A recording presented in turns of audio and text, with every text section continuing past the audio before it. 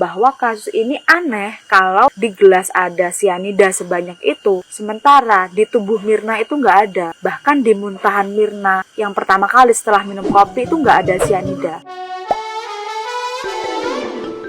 Hola netizen yang terhormat, Jaksa Penuntut Umum atau JPU dalam kasus Jessica Wongso, Sandi Handika memberikan bantahan terkait pernyataan dokter forensik Jaja Suryaatmaja. Dalam pernyataannya, dokter Jaja mengatakan bahwa warna jenazah Wayan Mirna Salihin berwarna biru. Padahal menurutnya orang yang meninggal karena racun sianida, jenazahnya akan berwarna merah ceri. Namun hal itu dibantah oleh Sandi Handika yang mengatakan bahwa ada saksi yang melihat jenazah Mirna berwarna merah ceri. Saksi tersebut diketahui bernama Amelia dari rumah sakit yang di BAP atau berita acara pemeriksaan. Saksi tersebutlah yang mengatakan bahwa warna jenazah Mirna berwarna merah ceri. BAP dari saksi Amelia itu juga telah dibacakan di persidangan kasus pembunuhan Wayan Mirna Salihin oleh terdakwa Jessica Wongso karena kopi sianida. Hal itu setelah dokter Jaja menyebut bahwa warna jenazah Mirna biru tidak merah. Namun saksi Amelia tersebut memang tidak dihadirkan di dalam persidangan pada tahun 2016 silam dan hanya dibacakan saja BAP-nya. Sandi pun menegaskan bahwa warna jenazah Mirna sebenarnya memang berwarna merah sejak awal. Berbeda dengan keterangan dokter Jaja yang menyebut bahwa jenazahnya berwarna biru. Padahal ada saksi lain yang melihat dan memberikan keterangan warna jenazahnya merah. Menurutnya mungkin ada perbedaan dalam pencahayaan saat dokter Jaja dan saksi Amelia melihat jenazah dari Wayan Mirna Salihin. Nah, gimana nih menurut netizen yang maha benar? Silahkan berkomentar ya. Sebut lagi satu namanya Amelia. Amelia katanya bilangnya wajahnya warnanya biru, kalau dokter Jaja bilangnya warnanya merah. Oke, kita lihat siapakah yang bohong atau siapakah yang buta warna atau kayak gimana. Mari kita lihat. Gue suka nih orang-orang kayak gini nih, selalu menyebutkan nama. Apakah malam ini bisa tidur nyenyak orang-orang yang disebutkan namanya tadi? Mantap.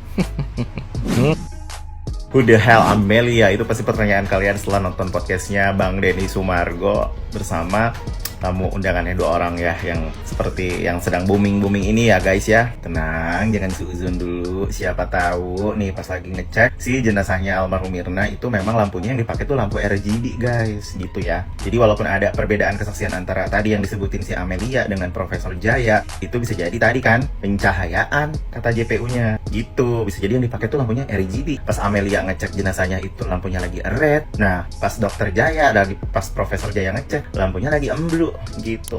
Cuma yang jadi pertanyaan tuh kesaksiannya si kembarannya itu di salah satu stasiun TV. Jenazahnya kebiruan bengkak, biru bengkak seperti yang udah gue tayangin di VT gue sebelumnya. Jadi yang bener yang mana, jadi agak janggal dan agak bingung sebenarnya. Ya tapi positive thinking aja. Itu siapa tahu lampunya memang RGB gitu. Dan siapa tahu juga pas lagi si kembaran yang lihat itu ya lampunya lagi red juga gitu ya kan. Red, green, blue gitu. Nah kenapa pertanyaannya agak pas green aja gitu, biar ada satu keterangan juga yang bilang itu jenazahnya hijau kan, jadi kayak Hulk ya. Cuman pertanyaannya pasti kalian sekarang nyariin Amelia kan, tuh Amelia siapa, kenapa Amelia juga kagak ditayangin tuh di persidangan. Sebenarnya kan Profesor Jaya juga kagak ditayangin kalau bukan Pak Oto yang nyariin buat dijadiin saksi ahli gitu. Pasti kalian abis ini nyariin siapa Amelia, komennya pasti Amelia nih pasti.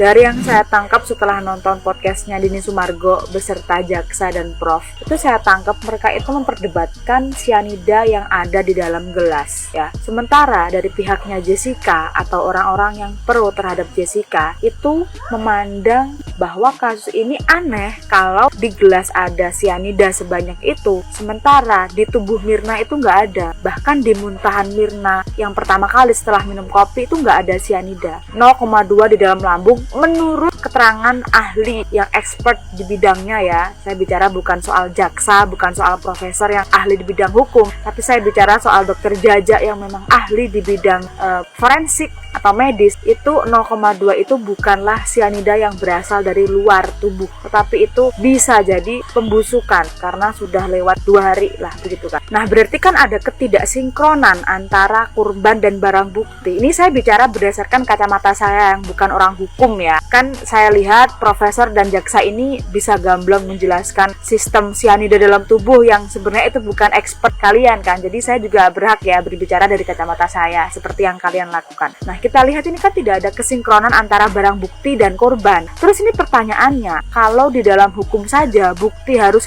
lebih terang daripada cahaya, ini gimana konsepnya? Gimana cara kerja beliau-beliau ini? Apakah memang ketika Jessica itu masuk ke dalam persidangan, yang dikejar itu bukan mencari siapa pembunuh atau apa yang benar-benar terjadi, tapi malah yang penting Jessica ini masuk penjara? Apakah begitu? Karena kalau jaksa ini bekerja dengan benar, meskipun memang jaksa itu kerjanya adalah kontra terhadap tersangka, tapi kan Jessica ini kan masih dicari-cari. Itu kan persidangannya mencari apa yang sebenarnya terjadi ya. Jadi kalau misal jaksa beserta Prof ini lebih membuka mata, alih-alih ketika pihak Jessica ini mendatangkan mereka yang ahli di bidangnya, di bidang medis, dan berkata no case karena memang tidak ada otopsi atau memang tidak ada bukti bahwa Mirna diracun, seharusnya sebagai manusia bisa ya membuka mata dan oh sepertinya ini bukan pembunuhan gitu.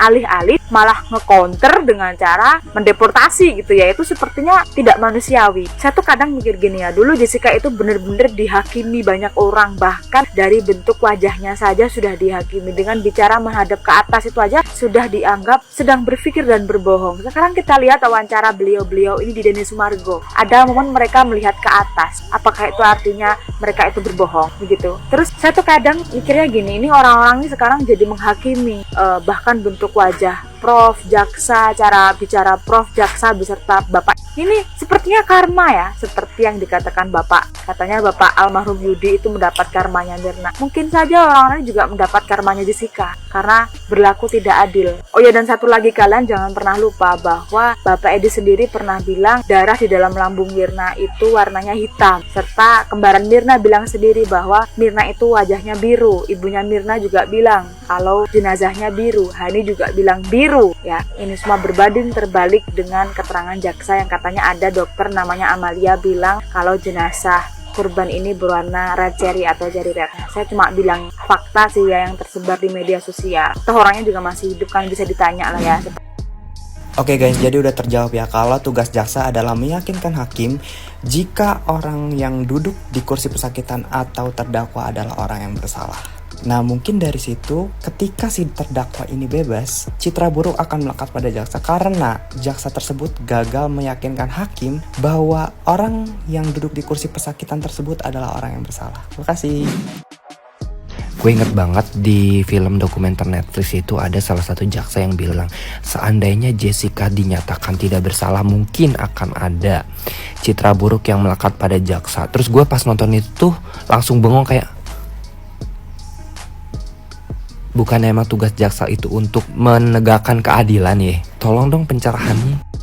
Kalau menurut film itu ya, tapi saya jujurnya nggak tahu. Saya rasa aparat hukum ada kesalahan di sana menurut saya kalau nggak sampai diotopsi ya. Saya nggak bilang nih siapa yang bunuh atau apa, kita nggak tahu ya. Kalau seandainya benar dia yang bunuh pun nggak bisa dibuktiin, ya udah dia harusnya bebas. Menurut saya itu lebih tepat gitu ya, daripada kita penjarakan seorang yang tidak melakukan kejahatan terus kita penjarakan gitu loh. Ini kan ada dua kemungkinan kalau kita lihat di film itu. Bisa aja dia yang bunuh, bisa juga bukan gitu. Nggak ada kepastian dan ada kelemahan-kelemahan hukum. Misalnya nggak diotopsi, lalu juga nggak dilihat motivasinya apa dia membunuh. Kan mesti dicari, mungkin dari HP-nya, berita-beritanya harus dicek dong. Harusnya dengan kemampuan polisi ya, saya nggak inget lagi ya siapa ya yang menanganin. Ya, kalau nggak bisa dibuktikan benar-benar atau itu ada kesalahan, ya menurut saya secara logika hukum harusnya Jessica ini bebas. Ya itu menurut saya ya, tapi sekali lagi saya nggak tahu karena kita lihatnya dari cerita film Netflix, apa benar seperti yang disampaikan di film itu, apa itu bias, saya nggak tahu. Gue yakin Jessica itu pelakunya 100% sebelum kejadian ini ke blow up lagi. Jadi dulu itu gue kalau nggak salah masih skripsi, gue yakin Jessica pelakunya karena gue lihat segala sesuatunya itu cuma dari apa yang disampaikan oleh media sosial. Gerak-gerik dia, celana dia dibuang, itu punya catatan kriminal negatif dan segalanya lah yang dikeluarkan oleh media itu gitu. Tanpa gue ketahui kalau dia itu tidak diotopsi. mungkin kesalahan gue adalah gue nggak meneliti lebih dalam tentang kasus ini pada saat itu. Dan kesalahan gue yang lain adalah gue terlalu percaya dengan hukum yang ada di Indonesia. Gue itu mengikuti kasusnya Jessica itu dari awal terkuak di media, terus di tengah gue agak skip karena di situ gue yakin Indonesia memiliki hukum yang adil. Apalagi ini kasus sangat terkuak di media, jadi tidak mungkin ada kecurangan dari pihak-pihak tertentu. Dan akhirnya gue lihat keputusannya, tanggapan gue adalah ya iyalah dia pasti ketangkep karena dia pelakunya. Akhirnya lihat di Netflix, even sampai 1 jam sebelum gue nonton Netflix, gue masih yakin Jessica adalah pelakunya. Tapi setelah itu, setelah gue teliti lagi, ternyata tidak diotopsi dan sebagainya yang diungkap oleh Netflix. Even sampai sekarang pun mulai keluarlah berbagai fakta-fakta yang mungkin ada tapi tidak terlalu terkuak pada saat itu, semakin membuat gue tidak yakin apakah Jessica itu pelakunya atau bukan. Lepas dari Jessica itu pelakunya atau enggak, jika memang ini diusut kembali, diharapkan kedepannya tidak ada lagi masyarakat Indonesia yang bernasib sama seperti Jessica.